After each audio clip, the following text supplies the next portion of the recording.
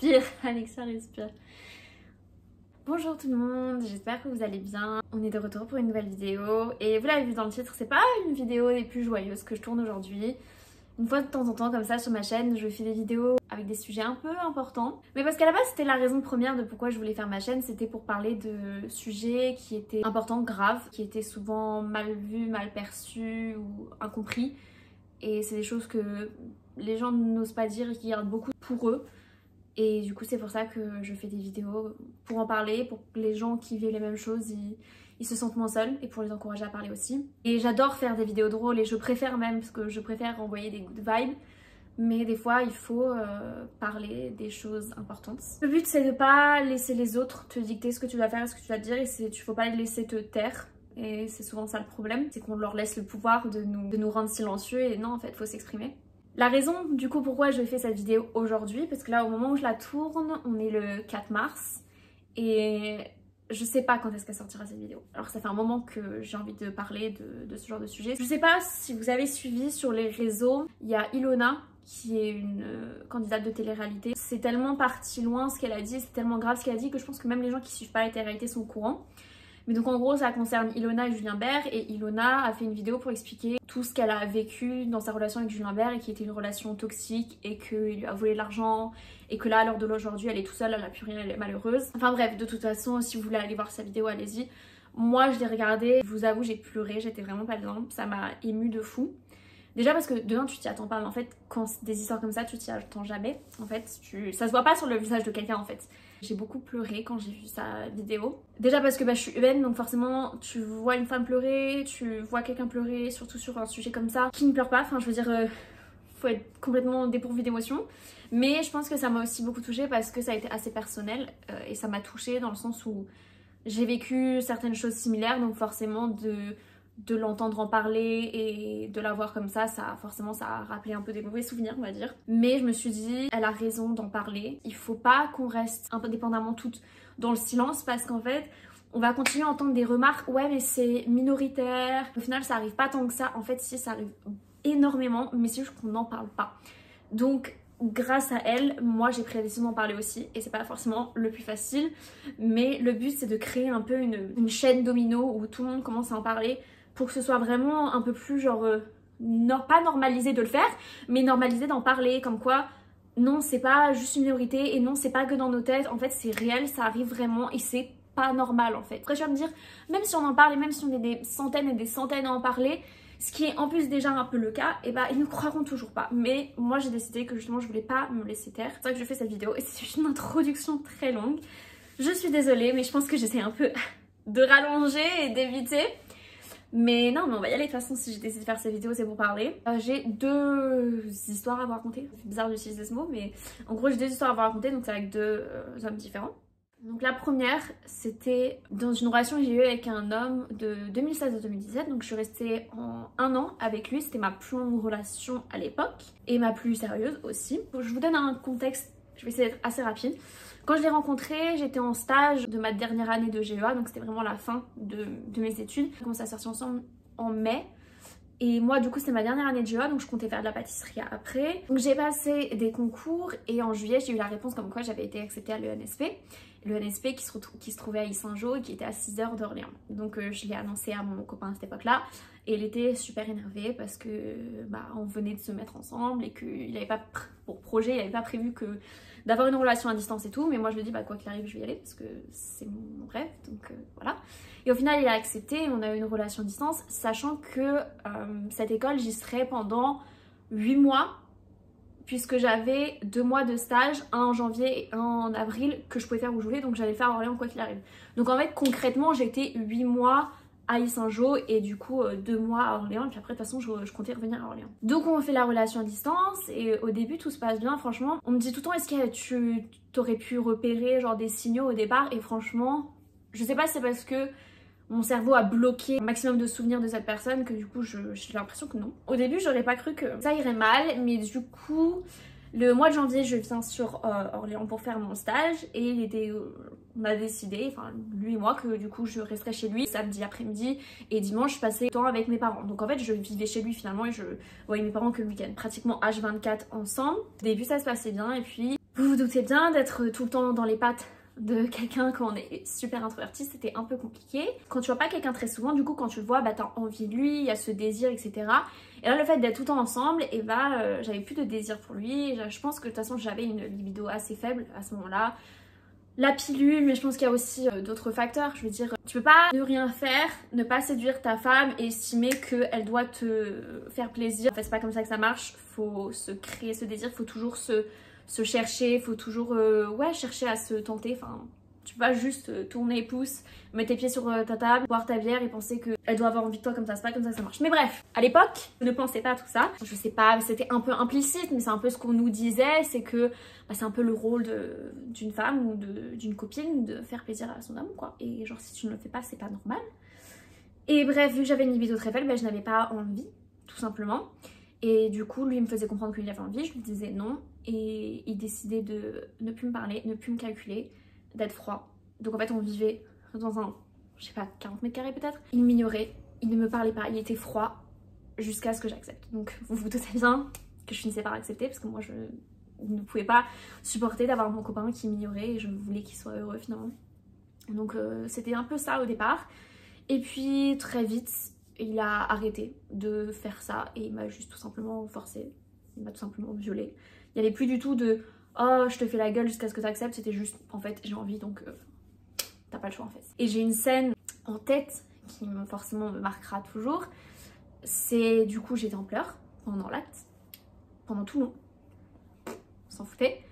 Quand monsieur a terminé, il s'en bat, il quitte la chambre. Je suis en pleurs sur le lit. Il va à la douche, je suis toujours en pleurs sur le lit. Il sort de la douche, il va se mettre devant la télé, je suis toujours en pleurs sur le lit. Et ça a duré 30 minutes comme ça, où j'étais en train de pleurer sur le lit, il ne m'a pas calculé, il s'en foutait, il s'en battait les couilles. Mais bien sûr, je ne l'ai pas quitté. Je ne l'ai pas quitté parce que comme je vous ai dit, je pensais que c'était moi le problème. C'est pas normal, je devrais avoir envie de mon copain, je devrais avoir envie de lui faire le plaisir, c'est mon rôle de lui faire plaisir. Enfin, j'étais vraiment matrixée par ça. Et puis il y avait toute la manipulation derrière de sa part, qui me dénigrait tout le temps. Il me disait que de toute façon j'étais tellement chiante que je trouverais jamais personne pour m'aimer, donc je devrais être chanceuse de l'avoir. Et j'avais aussi pris du poids puisque quand il m'a connue, je sortais de GA, donc j'étais vraiment genre au top de ma forme. Enfin j'étais fit, je faisais du sport, enfin je faisais de la danse. Et quand j'ai commencé la pâtisserie, bah j'ai pris du poids. Donc il me disait tout le temps que j'étais grosse. Et j'ai jamais entendu autant de vocabulaire différent pour dire à quelqu'un qu'elle était grosse. Il avait beau me dire c'est pour rire, tu me le disais tous les jours au bout d'un moment. Je n'avais plus d'amour propre en fait. Je pensais que j'étais chiante et moche et que je trouverais jamais personne. Donc bah forcément je suis restée avec lui même si genre j'étais malheureuse. Et le dernier mois de notre relation, donc j'étais retournée à Saint-Jean et j'avais 0 nouvelles. Il ne répondait pas à mes messages, il ne répondait pas à mes appels. J'étais la plus malheureuse du monde et celle qui m'a sauvée, je lui parle encore aujourd'hui, c'est une amie que j'ai rencontrée à l'école de pâtisserie. Elle s'appelle Céline et elle aussi elle a vécu beaucoup de choses. C'est une femme très très forte et elle m'a vue au début et elle m'a vue à la fin et elle m'a vue dans des états pas possibles. C'est elle que j'appelais en plein milieu de la nuit quand j'étais en pleurs, quand je faisais des crises parce que j'avais pas de nouvelles de lui et que j'étais pas bien, c'est elle que j'appelais.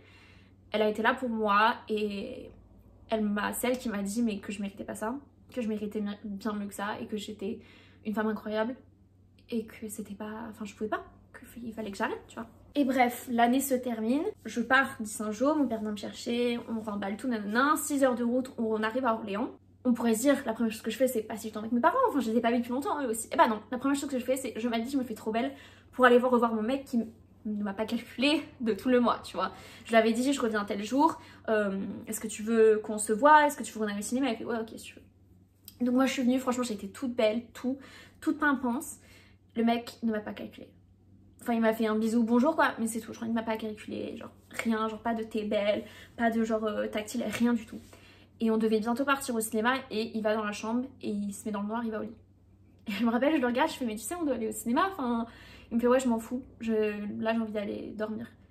Je lui dis mais moi je suis supposée faire quoi? Je suis venue pour te voir en fait, ça fait 1 mois qu'on s'est pas vu, j'aurais pu rester avec mes parents mais j'ai préféré rester avec toi. Il me fait bah tu fais ce que tu veux, moi je reste dans le lit.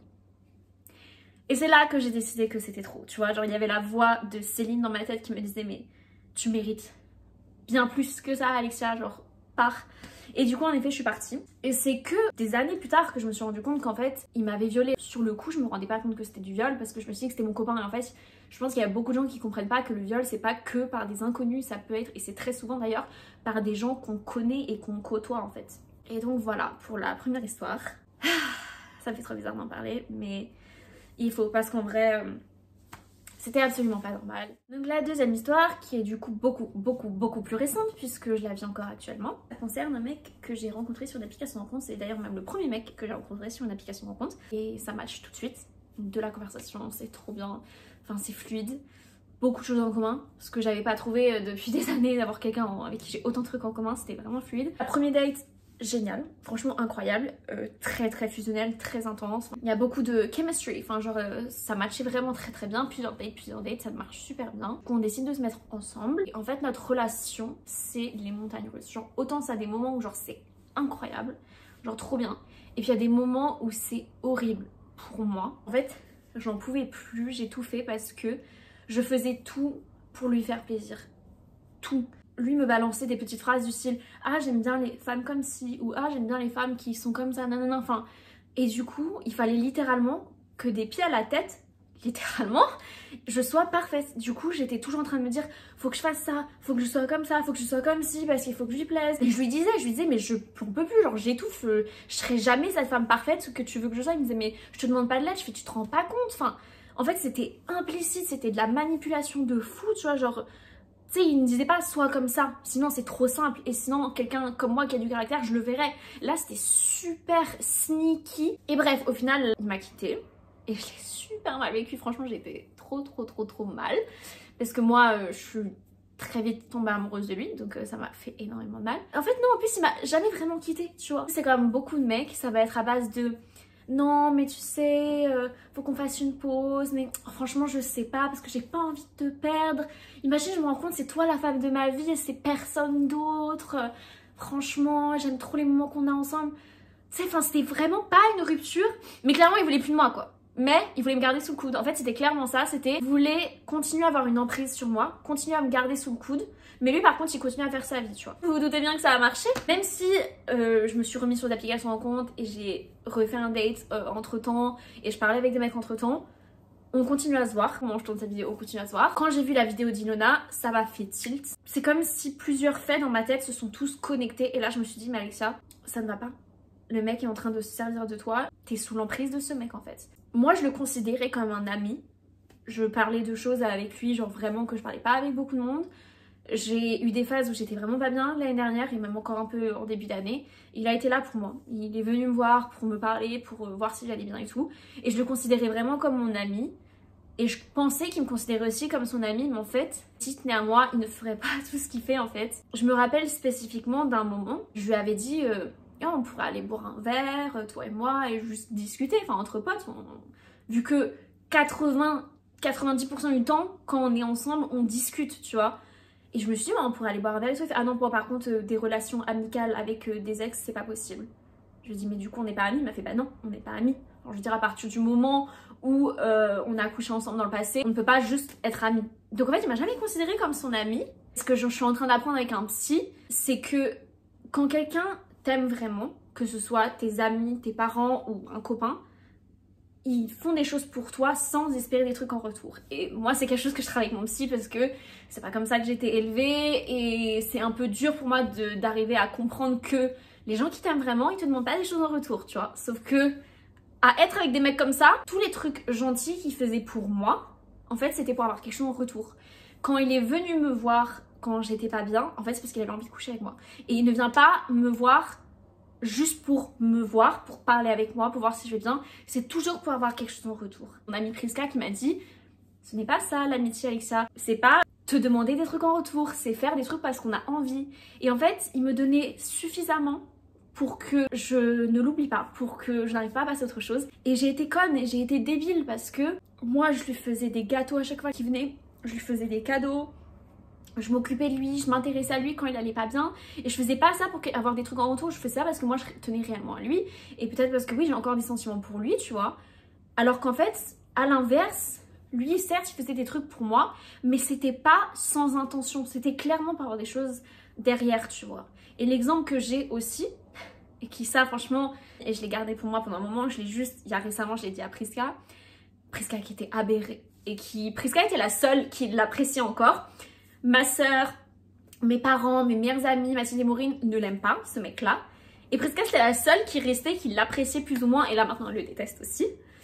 Et en fait, là où la manipulation est allée très très loin, c'est que il a été tout mielleux, tout gentil avec moi un jour. Il est resté dormir alors qu'à la base il aime pas dormir ici. Il part, il rentre dans sa voiture, il m'envoie un SMS hein, alors qu'on venait juste de se voir. Même pas un vocal, je crois, même pas un appel téléphonique. Il m'envoie un SMS et me dit j'ai besoin que tu me prêtes une somme d'argent que je vais pas vous dire, mais c'est pas rien. On parle pas genre de 50 balles. Et là je me suis mise à pleurer. Mes amis qui me connaissent, ils savent que l'argent pour moi c'est un sujet compliqué parce que j'ai toujours été un écureuil, j'ai toujours mis de côté, j'ai jamais beaucoup investi dans moi, enfin je me suis jamais acheté des trucs de luxe, je suis jamais partie en vacances extravagantes, j'ai toujours mis de l'argent de côté. Pour moi, les bons comptes font les bons amis et j'aime pas prêter de l'argent à mes amis parce que je trouve qu'après c'est toujours tendu, tu vois. Je sais que je serais un peu désagréable en mode rends-moi mon argent, du coup j'en prête jamais. Ou après voilà, je veux dire si on va à un resto je paye, après je sais que mes meilleures amies elles me donneront ailleurs. Quand c'est comme ça va, mais juste brut de décoffrage, prête-moi de l'argent, je ne le fais pas, tu vois.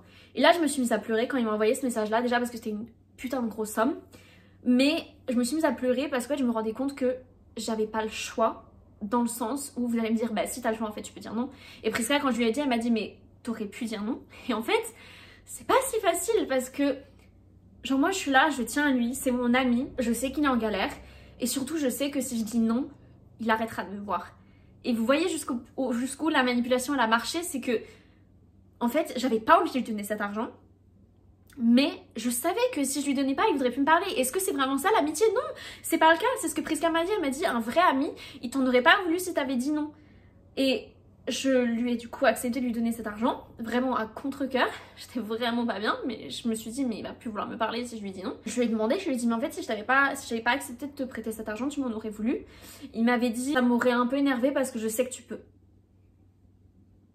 Et je sais pas comment j'ai fait pour oublier ça. Vraiment mon cerveau il a décidé d'oublier qu'il avait dit ça. Et vraiment quand j'ai vu la vidéo d'Ilona, tout s'est rejoint dans ma tête et je me suis rappelé de ça. Je me suis dit mais attends, si on était vraiment amis comme je le pensais, débile comme je suis, je pensais qu'on était amis.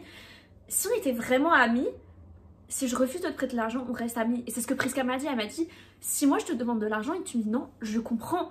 J'utilise pas la connaissance que j'ai sur ton argent pour X raisons, mais chacun a un mode de vie différent et c'est ce que Prisca m'a expliqué.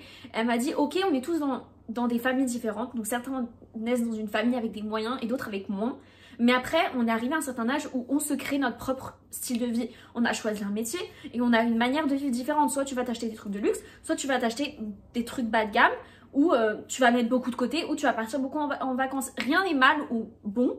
C'est pas une question de ça c'est bien et ça c'est pas bien, c'est juste qu'on a tous des modes de vie différents. Mais de là à utiliser ça pour faire du chantage à quelqu'un ou pour l'utiliser contre quelqu'un, genre à la base c'était vraiment mon ami, tu me dis pas ouais je sais que tu peux donc tu devrais pas dire non.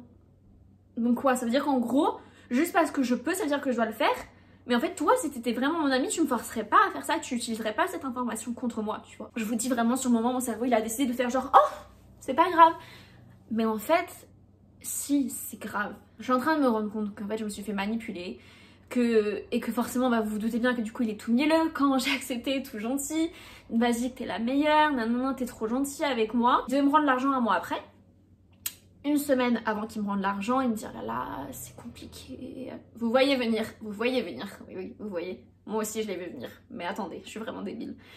Donc je le vois venir, donc ouais, c'est vraiment la merde en ce moment, hein. Alexia la pathétique de retour. Oh bah écoute, si tu veux, t'es pas obligé de me rendre la somme en entière, tu peux me faire la moitié là et la moitié le mois prochain. Je m'énerve, franchement je m'énerve et c'est pour ça que je fais aussi cette vidéo. C'est aussi pour moi, pour me rappeler de tout ça, parce que mon cerveau il a tendance à oublier ce genre de choses. Mais là en fait, maintenant que c'est posé, maintenant que c'est en vidéo, je peux plus faire semblant. C'est un fait, Alexia arrête de faire l'autruche, genre c'est pas normal. Le mec me dit quand même, non c'est bon t'inquiète, je te rendrai l'argent entièrement comme j'avais dit que je ferais. Je tiens ma parole. Oui, vous savez très bien ce qui va se passer. Une semaine plus tard, Alexia, ça te va si je donne la moitié là et l'autre moitié le mois prochain? Vous voulez que je dise quoi? J'ai dit oui, ok. Cette vidéo, quoi qu'il arrive, elle sortira pas avant la fin du mois prochain parce que je vais pas la sortir tant que j'ai pas mon argent parce que franchement on sait jamais. Même si j'ai pas envie de croire qu'il est comme ça, on va pas prendre de risques. Je me sens pathétique de fou. Vraiment j'ai dit que cette vidéo elle me mettait pas du tout en valeur. Je sais que d'un point de vue extérieur c'est vraiment mode mais elle est pathétique, mais pourquoi elle part pas? Et je sais que mon amie Prisca elle m'a dit mais arrête de le voir, arrête de lui parler. Elle m'a dit juste attends d'avoir ton argent, mais elle m'a dit une fois que t'as ton argent, arrête de le voir, arrête de lui parler. Et en fait, c'est pas si facile. C'est ce que Ilona disait dans sa vidéo. Ils sont très très forts parce qu'ils arrivent à te faire croire qu'ils tiennent vraiment à toi, à te faire croire que t'es une bonne personne et que si t'es une bonne personne, tu dois faire ça pour eux. Comme je vous ai dit, c'est vraiment très sneaky et tu t'en rends pas compte quand ça arrive. En fait, autour de moi, j'ai plein de femmes qui ont des expériences similaires où en fait, c'est hyper dur de te décrocher parce qu'ils font tout pour pas que tu te décroches. Enfin, jusqu'à ce que ça les arrange plus. Genre. Mais c'est super dur. Genre là, je suis consciente que c'est pas bien. Je suis consciente que c'est toxique et que il faut que j'arrête. Mais est-ce que dans les faits, je vais y arriver? Je ne sais pas. Je vais pas mentir et faire ouais, c'est bon, je vais arrêter de lui parler. Honnêtement, je ne sais pas si je vais réussir. Il ne me lâche pas. J'aimerais qu'il me lâche. Ce serait tellement plus simple que ça vienne de lui parce que moi, je ne sais pas si je vais y arriver. Souvent, les mecs comme ça, et c'est ce que disait Ilona dans sa vidéo, c'est que Julien Bert, donc le mec dont elle parle dans la vidéo, et bah c'est un mec que tout le monde aime. Genre vraiment, c'est le genre de mec qui sont appréciés par tout le monde. Personne pourrait croire ça de lui parce que ah ben il est gentil, il est bon, en plus il est spirituel, donc forcément c'est quelqu'un de bien, genre personne te croirait. Et c'est aussi pour ça qu'Ilona elle était pas bien et qu'elle se retrouve toute seule, c'est parce que personne la croit. Parce que tout le monde croit à Julien, parce que Julien est aimé par tout le monde. Et comment Julien pourrait être méchant? Et en fait c'est ça, c'est que souvent c'est ces mecs là qui sont comme ça. Et je me rappellerai toujours d'un truc. Je venais juste de me mettre en couple avec ce mec. Et je parlais de lui à ma soeur, genre j'étais full amoureuse, ah là là, il est trop bien. Et je lui parlais de lui et tout. Et là ma soeur, la première chose qu'elle m'a dit, c'est je le sens pas. Je veux pas être négative, mais elle m'a dit je le sens pas. Les mecs comme lui, faut faire attention. Ça peut être des manipulateurs et ils peuvent être toxiques. Elle m'a dit les mecs comme ça qui ont un aura genre hyper lumineux, hyper grand, s'ils sont mauvais, ils vont l'utiliser. Et quand elle m'a dit ça, je me fais mais non, il est pas comme ça. Lui c'est une bonne personne, c'est pas un manipulateur. Si j'avais écouté ma soeur en fait. Depuis le début, ma soeur elle a une intuition incroyable et elle est beaucoup jugée pour ça parce que les gens ne comprennent pas, mais en fait elle a raison. Elle voit les choses avant que les gens le voient. Enfin, franchement ma soeur est incroyable, elle m'impressionne. Et elle l'a vu en fait dès le départ, alors qu'elle l'avait jamais rencontré. Elle l'avait juste ce que je disais de lui et moi ce que je disais de lui c'était que du positif. Et même comme ça elle a réussi à déceler ce mec là, ce sera pas un mec bien, ça va être un mec toxique. Et elle avait raison. Sauf qu'en fait je l'ai pas écouté et là maintenant du coup je suis dans ce bourbier où je suis attachée à un mec et je tiens à un mec qui n'en a rien à foutre de moi. C'est me dénigrer moi-même que d'accepter de ce genre de choses. J'ai l'impression qu'en parlant, je vais réussir à en sortir, tu vois. J'ai vraiment genre deux personnes dans ma tête. Une personne qui est dirigée par le cœur, qui est attachée à lui, qui veut qu'il soit heureux, qui veut lui faire plaisir, qui veut le rendre heureux. Et j'ai cette autre voix qui est dirigée par ma tête, qui le déteste pour ce qu'il me fait vivre, qui le déteste pour me manquer de respect comme ça, qui le déteste de m'utiliser, de ne pas tenir à moi alors que je suis vraiment une femme incroyable. C'est pas pour me jeter des fleurs, mais je me rends compte vraiment à quel point je suis une très bonne personne, même trop bonne, trop conne comme on dit. Vraiment deux parties en moi qui s'opposent totalement et je ne sais pas comment vous dire, mais c'est pas si simple. Et il me rendra pas la chose facile. Et c'est pour ça que je fais cette vidéo et que si je la poste, je sais que ça changera quelque chose parce que si je poste cette vidéo, il va la voir. Donc si vous voyez cette vidéo aujourd'hui, si j'ai réussi à la poster, c'est que sûrement que Priska m'a fortement encouragée de le faire. Mais ça veut dire que du coup, je sortirai enfin de cette relation toxique. C'est la Alexia du futur, la Alexia du montage. Je voulais vous faire une petite update parce que du coup, au moment là où je fais le montage, c'est un mois plus tard de tout ce que je vous ai raconté dans la vidéo. Donc je voulais faire une petite update pour vous raconter ce qui s'est passé entre temps parce qu'il s'est passé des choses. Déjà dans un premier temps j'ai pu récupérer tout mon argent donc il n'y a pas eu de problème. Ça s'est réglé. Tout ce que je vous ai raconté dans la vidéo je lui en ai parlé. Parce que la situation s'est prêtée. C'est venu tout seul, j'ai parlé de tout ça. La première réaction que j'ai eue c'est, pas étonnant bien évidemment, la première réaction c'était le déni de sa part. Il n'acceptait pas ce que je lui disais, pour lui il n'avait rien fait de mal, pour lui il était même parfait, il était irréprochable. Et il n'acceptait pas ce que je lui disais. Vu que je lui ai donné des faits et des exemples concrets et précis, il ne pouvait plus vraiment nier. Donc au final, il s'est excusé de son comportement, qu'il ne voulait pas, c'était pas son intention de me faire du mal et qu'il s'en voulait de m'avoir fait subir tout ça. Il était abasourdi par tout ce que je lui disais. Il m'a un peu plus tard remercié de lui avoir dit tout ça, qu'il allait travailler sur lui parce qu'il a compris que son comportement n'était peut-être pas optimal. Après voilà, est-ce qu'il va réellement changer ? Je ne sais pas, vraiment c'est plus mon problème maintenant. Je me suis détachée de cette situation qui était, comme vous l'avez compris, très toxique. Et pour mon bien-être, de toute façon, il fallait que je m'éloigne de ça. Je lui ai dit que je ne voulais plus le voir et qu'il était mieux qu'on ne se parle plus pour que je puisse passer à autre chose, parce que je n'arrivais pas, tant qu'on continuait à se parler et tant qu'on continuerait à se voir, je n'arriverais pas à passer à autre chose. Et le fait d'avoir tourné cette vidéo que vous êtes en train de regarder, ça m'a aidée. Et donc c'est pour ça que là j'ai réussi à prendre mon courage à deux mains et lui dire on arrête de se voir, on arrête de se parler, ce qui était très dur pour moi, je vais pas vous mentir. Mais je savais que c'était la chose à faire. Donc il l'a accepté. La petite update, c'est que ça fait plusieurs jours qu'il ne me laisse pas tranquille, qu'il m'envoie des messages tous les jours, plusieurs messages par jour. Je ne réponds pas, je laisse en vue et pourtant il n'arrête pas. Je sais pas quoi en penser, je me dis mais à quoi ça servait de s'excuser? Les paroles ça va 2 minutes, mais les actions c'est ce qui est le plus important. Et donc en fait les paroles qui disaient je suis désolée de te faire du mal n'ont plus aucune valeur et n'ont plus aucune importance, parce qu'à côté de ça il continue à m'envoyer des messages, donc il ne me laisse pas la possibilité de passer à autre chose. Comment voulez-vous que je passe à autre chose si je reçois des messages de lui tous les jours? Je n'arriverai pas à ne plus penser à lui, c'est compliqué. Mais voilà, je reste très forte, Riska est très fière de moi, je ne réponds pas, je reste très forte face à la situation. Mais voilà, il fallait que je fasse une petite update. Après voilà, aux personnes qui vivent la même chose que moi, qui sont dans une relation toxique, je ne vous conseille pas d'en parler avec la personne, moi je vous conseille de partir, de vraiment partir. Moi là j'en ai parlé parce que, comme j'ai dit, la conversation s'y prêtait, mais faut pas en parler avec des expectations particulières, faut pas en parler en espérant que la personne va s'excuser ou qu'elle va changer. Faut pas y aller avec des intentions parce que vous allez être déçus, ça va vous faire plus de mal qu'autre chose. Dans 90-80% des cas, les pervers narcissiques, les hommes toxiques, ils vont nier tout ce que vous allez leur dire. Ils vont vous faire passer vous pour la coupable alors que vous êtes la victime. Ils se pensent parfaits en fait. Donc moi je vous conseille pas d'en parler avec la personne concernée parce que ça va vous faire plus de mal qu'autre chose. Vous êtes déjà une victime et si vous en parlez, il va vous faire sentir comme la coupable. Donc ça va vous faire sentir encore plus mal. Après voilà, si vous voulez vraiment le faire, vous voulez vraiment parler avec la personne comme moi j'ai fait, faites-le. Mais surtout, faites-le avec un détachement émotionnel. Dites juste les choses pour vous soulager, pour que les choses soient dites, mais n'espérez pas une réaction particulière de sa part pour éviter d'être trop déçu et de vous blesser plus que vous ne l'êtes déjà. Voilà, c'est juste une petite aparté. Forcément dans cette vidéo j'ai parlé que du négatif. J'ai eu aussi des très belles relations, enfin je veux dire celle que j'ai eue avec Ludo que vous connaissiez, même si elle n'était pas transcendante, elle était bien, c'était quelqu'un de respectueux.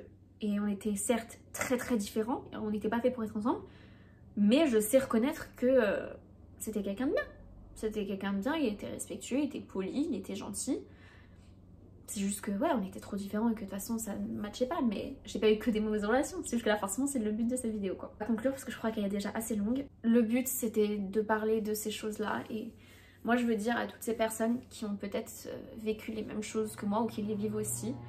Je sais que c'est pas facile, on est ensemble les gars. Il faut se croire en nous un peu plus, il faut s'aimer un peu plus, il faut se respecter un peu plus parce qu'eux ne le feront pas pour nous. Il faut en parler parce que si tu restes tout seul, c'est très dur de s'en sortir quand t'es tout seul. Et moi comme j'ai toujours dit, j'ai toujours eu de la chance d'être très bien entourée.